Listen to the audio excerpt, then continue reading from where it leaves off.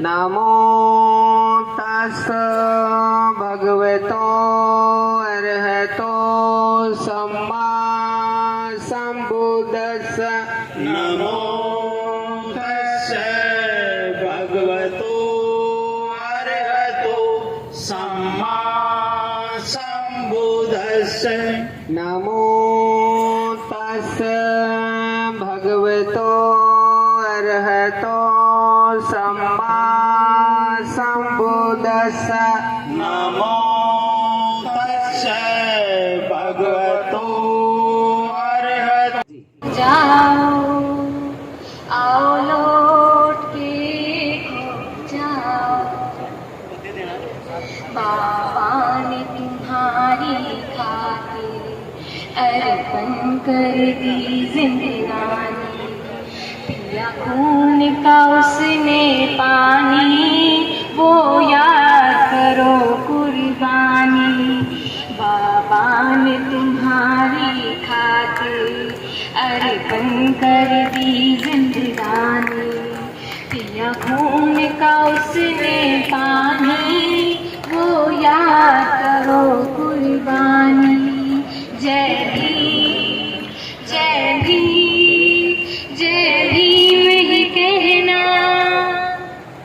आमनवादियों का डेरा हमें जातिवाद ने घेरा।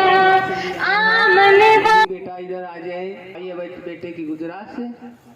तो नमो बुद्धा जी हमारे इंस्पेक्टर साहब आए।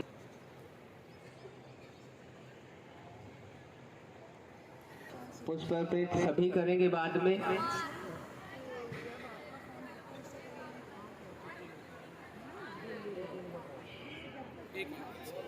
क्योंकि टाइम कम है और इतिहास तो इतना बड़ा है कि बताया नहीं जा सकता कम समय में।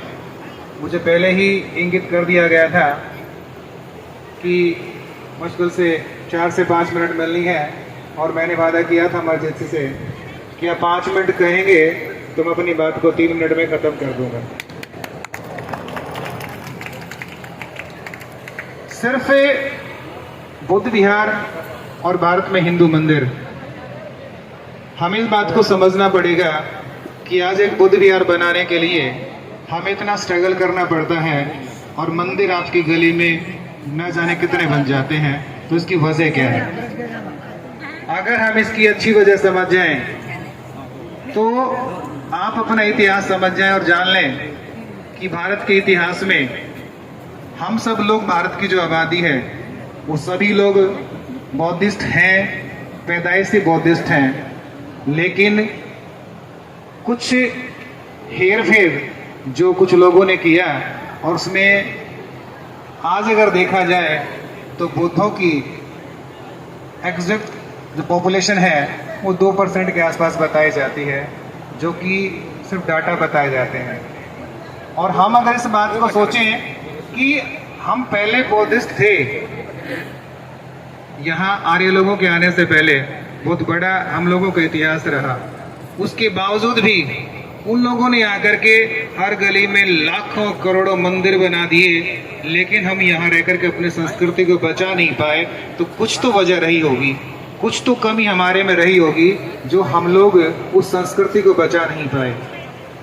उनका सोमनाथ का मंदिर तोड़ा जाता है, उसके हजारों लाखों मंदिर बना दिए जाते हैं, और यहाँ तक्षशिला नालंदा जैसे विश्वविद्यालय तोड़े गए, लेकिन हम लोगों ने सबक नहीं लिया। हम और कोई नई यूनिवर्सिटी नहीं बना पाए, हम कोई स्कूल नहीं बना पाए, हम कोई कॉलेज नहीं बना पाए, हम उस तरफ नहीं बना पाए, क्योंकि जब तक जहाँ से विचार तैयार होते हैं वो संस्थाएं हमारे पास नहीं है, तो हमारे पास ये बुद्ध विहार भी कम रह जाएंगे।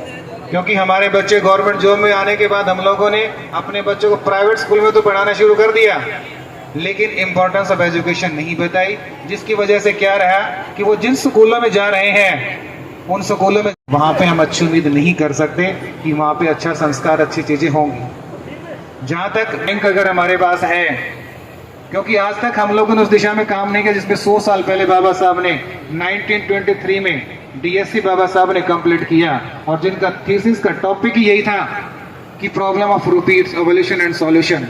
रुपए की समस्या और उसका समाधान। यहाँ भारत में 217 से ज्यादा बैंकिंग सिस्टम काम कर रहे हैं, प्राइवेट बैंक भी हैं, उसमें गवर्नमेंट के बैंक, सेंट्रलाइज बैंक भी हैं, बहुत सारे कोऑपरेटिव बैंक भी हैं, कोऑपरेटिव संस्थाएं भी हैं, लेकिन भारत में इस बहुजन समाज का अपना कोई बैंक नहीं है। और उस बैंक पर कंट्रोल ना होने की वजह से ही हम लोगों को आज इस तरीके से प्रोग्राम करने पड़ते हैं। वरना अगर बनिए वाला सिस्टम हम लोग अपना लें, 1 रुपया 1 ईंट का दान अगर हम करें और ईमानदारी से करें और हम उसको अपना प्रण बना लें, 1 रुपया 1 ईंट।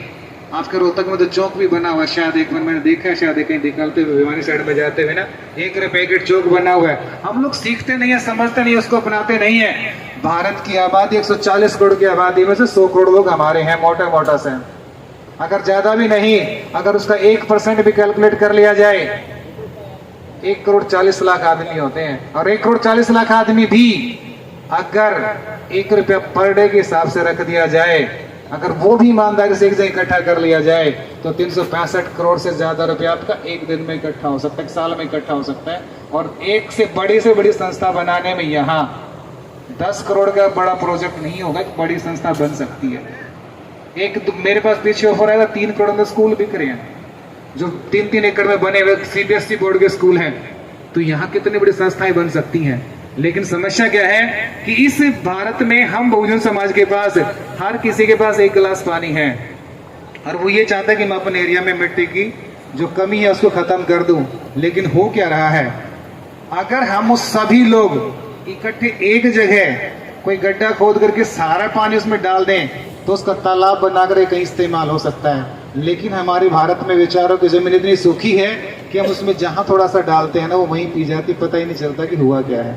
इसलिए हमारे लोग काम तो कर रहे हैं, लेकिन जो बाबा साहब ने कहा था कि संगठित होकर के काम नहीं कर रहे हैं। हम लोगों ने संगठन बनाए, लेकिन उन संगठनों को संगठित होने की जब तक नहीं हो पाएंगे, हम कुछ नहीं कर पाएंगे। इसलिए वो जो पानी, जो हमारे एफर्ट्स हैं, हम सब फेल होते जाएंगे। और एक दूसरी बात जो हमारे इन कामों में रुकावट पैदा करती है, वो क्या है कि एक इंसिडेंट बाबा साहब के साथ, और इंसिडेंट अगर हम लोगों ने ईमानदारी से काम कर लिया तो यहाँ कुछ भी चीज इम्पॉसिबल नहीं है। वजह, बाबा साहब से किसी ने कहा कि अम्बेडकर को पेड़ काटना है और 6 घंटे तुम्हारे पास, उसको कैसे काटोगे? तो बाबा साहब ने कहा कि जो कुल्हाड़ी तुम मुझे काटने के लिए दोगे, मैं 4 घंटे उसकी धार तेज करने में लगाऊंगा, 2 घंटे में पेड़ कट जाएगा।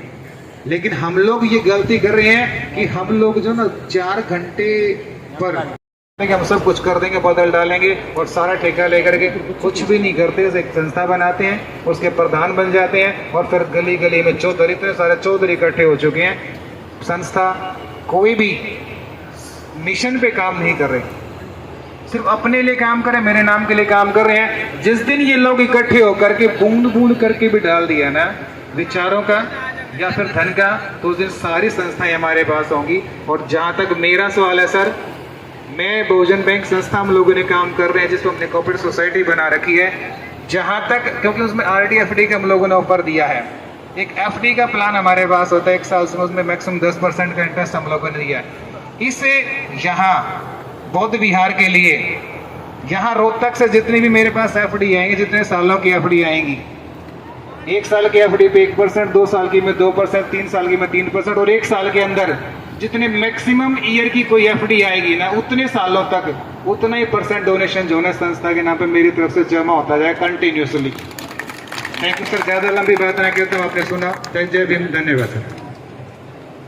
धन्यवाद सुनील जी, बहुत बढ़िया बताई आपने बातें, और हम आपका सहयोग करेंगे जितना हो सकेगा। आगे प्रोग्राम को बढ़ाते हुए मैं दूर है तो उसके भी हमें दर्शन करने चाहिए और जाने चाहिए। मैं आपको ये बताना चाहती हूँ कि भगवान बुद्ध, जिनका जन्म लुम्बिनी में हुआ था 563 साल पहले, और वो दुनिया के, विश्व के स्थान पे पहुँचे हुए हैं। ये हम जो हमारी माता बहनें कई हैं, और जो हो सकता है ये वाली ना हो, तो जो काली पीली देवियों को मानती है, उनके इतनी सुंदर बुद्ध पूर्णिमा बनती है, चाहे वो लुम्बिनी हो, चाहे सारनाथ हो, चाहे बोध गया का महाविहार हो। हर एक देश का व्यक्ति आके वहाँ पे, एक जैसे हमारी राजपथ पे निकलती हैं झांकियाँ, वैसे अपने अपने देश की झांकियाँ निकालते हैं, और इस सब को अनुभूति लेने के लिए आपको अपने जीवन में वहाँ पे एक एक बार जाना चाहिए। तो जो ये हिंदू धर्म के हम 4 धाम कहते हैं वो तो उनका तो नहीं पता है, लेकिन जो बौद्ध धर्म की हर एक बात है वो सच है। भगवान बुद्ध ने नहीं कहा कि उनके ही विहार थे, वो अब अपभ्रंश होके बिहार हो गया।